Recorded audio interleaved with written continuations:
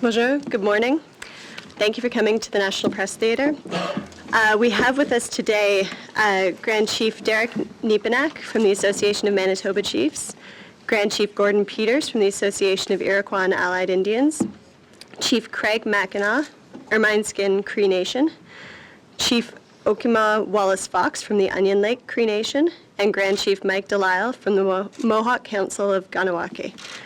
My name is Kim McCrail, and I will be moderating the conference. We'll start with some statements from each of our guests, and then we'll take your questions. And we'll start with Grand Chief Derek Nepinak, please. Bonjour, Nuichuagana. Niben Makwan Dijnakaz Makwan Totem. Good morning, members of the media. Before I comment on the Manitoba Chiefs' continued rejection of the First Nations Education Act, I'd like to acknowledge the Algonquin peoples who have lived here in their ancestral homelands for thousands of years before the first cold gray stones were cut to build the institutions of the recently arrived Canadian government. I'd also like to acknowledge and say miigwech to the pipe carriers, the fire keepers, and our ceremonial people who keep our spirits strong to protect our treaties with one another and with the Crown, so that we may someday build relationships based in mutual respect and prosperity. This new education bill is outside of the vision and optimism that many of us hold for a prosperous treaty-based relationship. I'm here to represent the Assembly of Manitoba Chiefs as the Grand Chief, which represents 61 communities in Manitoba. All of those communities are members of the Assembly of First Nations. I, as a treaty person with children in our education system, will say that the birthright of my children cannot be negotiated away from a conference room floor in Ottawa after a short discussion and a pre-negotiated resolution. Any mandate to negotiate anything respecting the education of our children has to flow from each community's meaningful participation in a respectful recognition of the treaty relationship. This is not achieved from an AFN forum that is inaccessible to the vast majority of our peoples living throughout our homelands. Part of our message here is that the bill cannot be legitimized by a manufactured consent advanced by propaganda and misrepresentation in the media and throughout our political networks. When we say that we have a treaty right to education, we're saying that we hold an unrelinquished jurisdiction to design and implement the path towards prosperity for our children that are in their most vulnerable phases of their early lives. We know that we must nurture the spirits of our children in their culture and in their language in order to help them set their true identity. With a strong Indigenous identity, our children can accomplish great things and help build a future of prosperity for everyone to enjoy from a treaty-based relationship. The residential school system was a direct attack on the prosperity of our people by denying the potential of our children. I believe that this bill is tarnished by the same thinking that gave way to the creation of the residential school system. Bill C-33 is not about our control of education. It's a broad discretion granted to the minister to appoint intervention mechanisms. It's about delegated and limited participation in advisory committees. It's about a limited participation in the administration of education. We already have that in place. This bill offends the treaty relationship, and we must reject it to preserve the opportunity for a truly empowered treaty-based relationship. Miigwech. Thank you. And we'll hear from Grand Chief Peters, please. Good morning, everyone. My name is Gordon Peters. I'm from the Association of Iroquois and Allied Indians, but I also hold the portfolio for education for the region of Ontario. We come here this morning to be able to address this because we assume that most Canadians will never see this issue from the way that we see it. They will not be able to see this because they have been taught that we've come from somewhere in Asia, that we've come across the Bering Strait, that we have no a social system or system of governance. And yet, this process that goes on, they tell us about this accountability or lack of accountability in our communities. Over 96% of our communities remain accountable.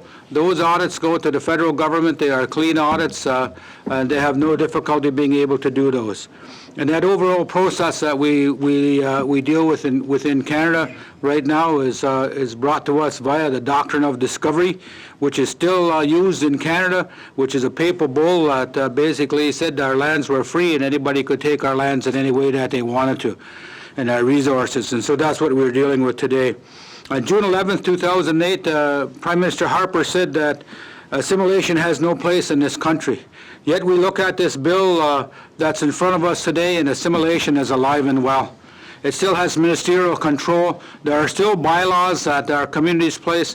When we talk about a new approach to being able to change the low rates of graduation of our children, there are no new approaches within this particular document that they've got for us, this bill.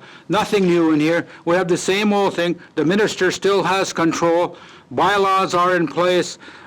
We've got still got the oversight. We still have the existing agreements. They want us to incorporate our education boards.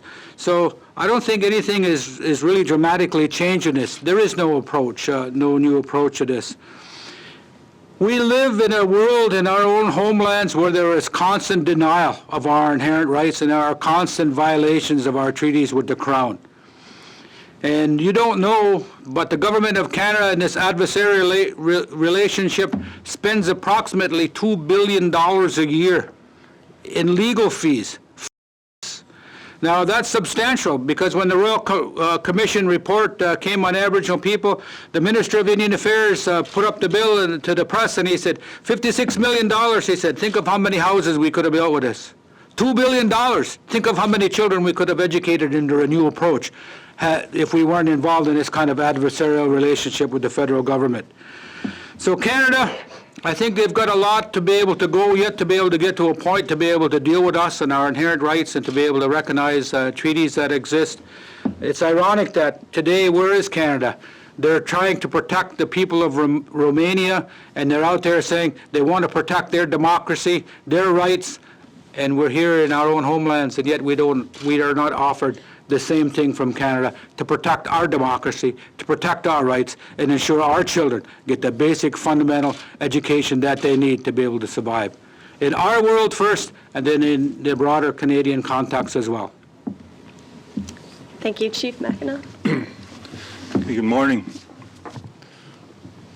I've been at Parliament in the last year, I'd say about 6 or 7 times, making presentation on different bills from Bill C-38, C-45 up to now, and it's the same process that's being done, and it infringes on our treaty of inherent rights as First Nations people of this country. So, you know, with this bill again being presented, and now they made first presentation to the Parliament last little while here. It's the same process being done again. We're not being consulted fully, and it doesn't respect our treaty inherent rights. So, you know, that's the concern I bring as Chief from Ermineskin, that we're not being consulted the right way in regards to this bill and other bills that have been presented in the last few years. So, you know, it's the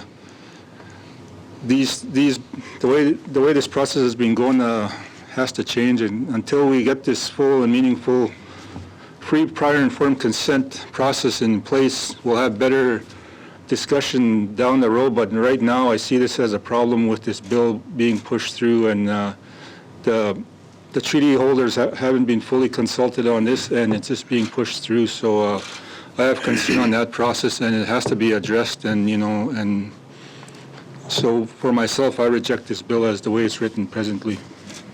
Thank you, Chair. Thank you. Chief Okimaw Wallace Fox. Good morning, Tatumskadno, Simantui Hone. I come from Treaty 6 territory. I represent 5,500 people. Not once have we been consulted on this bill. I want to speak about the sovereign relationship our people had and still have today, and the inherent relationship from the Creator, the right that was given to us to educate our kids and our people. At the time of the treaty, it took 2 sovereigns to enter into a treaty. It took our ancestors and the Queen to enter into a treaty relationship. Canada was not in the picture at the time, but they inherited that right and responsibility to maintain the honor of the Crown of that treaty relationship. We in Onion Lake have not been provided any consultation through this whole exercise. We have made public statements, public release, press releases, rejecting this bill. The Federation of Saskatchewan Indian Nations is a part of the AFN. We, as a collective, the chiefs, rejected this bill at FSIN in the region and territory that I come from.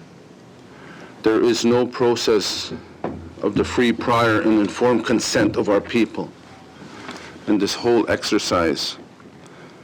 And this is unacceptable to our people. Prior to the newcomer coming to this land, we had our systems intact. We had our governance systems intact. We had everything in place prior to treaty. Today, we live in one of the worst conditions, as many of our colleagues have indicated. Canadian society does not understand the general public of what we have to endure as people. This is a farce. I speak on behalf of our people in the community, the territory from Treaty 6 that I come from. There is no such thing as First Nation education, controlled education, when the minister has the ultimate control. Once again, it's the federal government dictating arbitrarily to good little Indians that we know what's best for you. The media has twisted many things in respect to what our position is. Only the Creator will see the truth, and that's who we work for, and that's who I'm ultimately accountable to, and to our people in Onion Lake Cree Nation. There is no control of our people in this education process. We have an inherent right to educate our own children. We always had that since time immemorial, before the newcomer came onto Turtle Island. We never relinquished that at the treaty-making process. We still maintain that. We have developed our own education law, supported, endorsed by our membership, citizens of Onion Lake Cree Nations. We are continuously establishing those parameters as our people have done since time immemorial. The only difference is it was all oral. Now it is in written context in our territory. We will continue to maintain that position and reassert that sovereign relationship the Creator had lent us on this earth. And that's the relationship, that treaty relationship that this government and subsequent governments have never looked at and respected. And we will continue to stand on that basis for our generation and 7 generations into the future, as our ancestors have done. Thank you. Thank you. And Grand Chief Mike Delisle. Thank you, Ms. Moderator. Segos Oguego. Good morning, everyone. Bienvenue. It's hard for me not to be angry this morning. I've been asked in many venues by press, media, and my own people why we're not being heard, and that's why I agreed to come here this morning to speak to you, along with my fellow chiefs and colleagues here. We're angry, but we're trying to utilize whatever venue is possible, this being one of them, to get our message across. Let me be clear from the beginning. We are in outright opposition, and our position remains clear and strong that we are in opposition of whatever they call this bill. It was first deemed the First Nation Education Act, renamed and bastardized into what it's called today with the word control put in the middle, and it's absolutely not that. Kahnawake has been in control of our education system going on 5 generations, if not 5 decades now, and we will not relinquish that, as my colleagues again have said. We are going to utilize every means possible to ensure that not only Minister Valcour, but more importantly, the federal government of this country they consider Canada, hear what we have to say, and will not relinquish our control of education. It's the foundation basis of everything within our culture, within our part of the world, if you will, on Turtle Island, and for them to be able to, in one breath, apologize for what they did through residential schooling and then in the next breath, several years later, come up with this bill, as they call it, to, again, give control back to First Nations communities is absurd. What they need to do is have not only full and informed consent from First Nations communities, but real and true dialogue based on our historic relationships. They've never done that. Minister Valcourt has stood in front of you, as well as his parliament, saying extensive consultation has been done. He's never spoken to us. And I'm not only talking about Kahnawake. I've spoken to Regional Chief of the Assembly of First Nations Quebec and Labrador on Friday, who gave me the authority, if you want to call it that, to be able to speak on behalf of the Quebec Chiefs and Labrador Chiefs, that he's never spoken to them either. We've seen emails come in from regional directorships saying, we want you to be consulted. We want to consult with you. Going all the way back to early December, before that infamous Chiefs meeting here in Ottawa, talking about those 5 points. And I don't want to talk about the 5 points. If you ask questions later, that's fine. But today, it's more about the outright rejection, and I think the anger that you see and or feel and hear based on my words. People need to understand why we say the things we do and why we take the actions that we do from time to time. This is a perfect opportunity. I believe that Canada will listen at some point. Unfortunately, in our past, it hasn't always been reciprocal in terms of the type of arrangements that have been made. But again, based on our historic alliances and history on this land, I believe they have the obligation to do so once again. This is historic. If it's allowed to run through, and I'm sure my colleagues here from the other provinces and other territories will say the same thing in terms of not allowing it to happen, we need to assure that they hear us. So we're here again today to describe to you, not only in those words, but others as well, what our positions are, but I think it must remain consistent and strong, and it is about control. It's not about money. There are shortfalls in funding. I was part of that meeting with the Assembly of First Nation Chiefs, 300 or so in attendance back in December, and I'll tell you, face forward, I was going to say something else, but those 2 chiefs that were supportive of it, proposing and seconding it, are specifically about the funding. And this is not what this is about. It's about control. It's about maintaining historic relationship. And again, I can't say it strong enough, but our position has been constant, and we remain in opposition to whatever this bill they call. Thank you very much. Merci.